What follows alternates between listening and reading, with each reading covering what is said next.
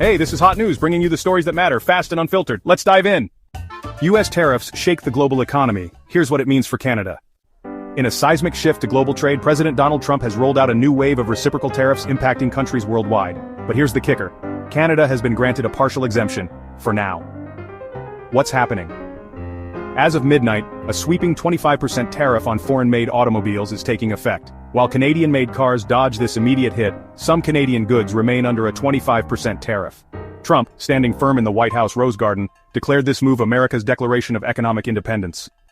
Reciprocal. That means they do it to us and we do it to them, Trump stated. Can't get any simpler than that. He also announced a minimum 10% tariff on unspecified nations.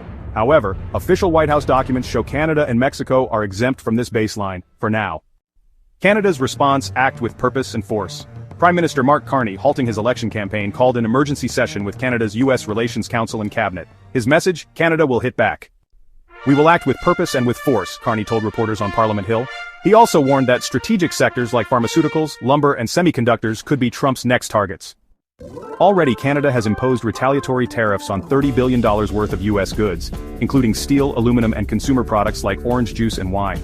These measures will stay in place until all U.S. tariffs on Canadian goods are lifted. The bigger picture: a global trade war?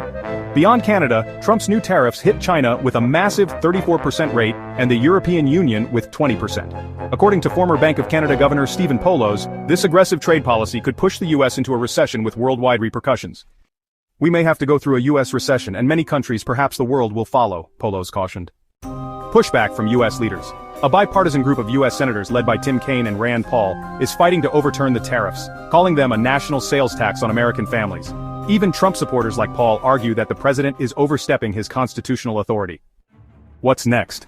While Canada has avoided the full force of these tariffs for now, experts warn that this economic chess match is far from over. The Canadian government is preparing for the worst-case scenario and could retaliate further. Carney will meet with Canada's premiers tomorrow to map out the next steps. Meanwhile, Conservative leader Pierre Poilievre and NDP leader Jagmeet Singh are both vowing strong countermeasures, albeit with vastly different approaches.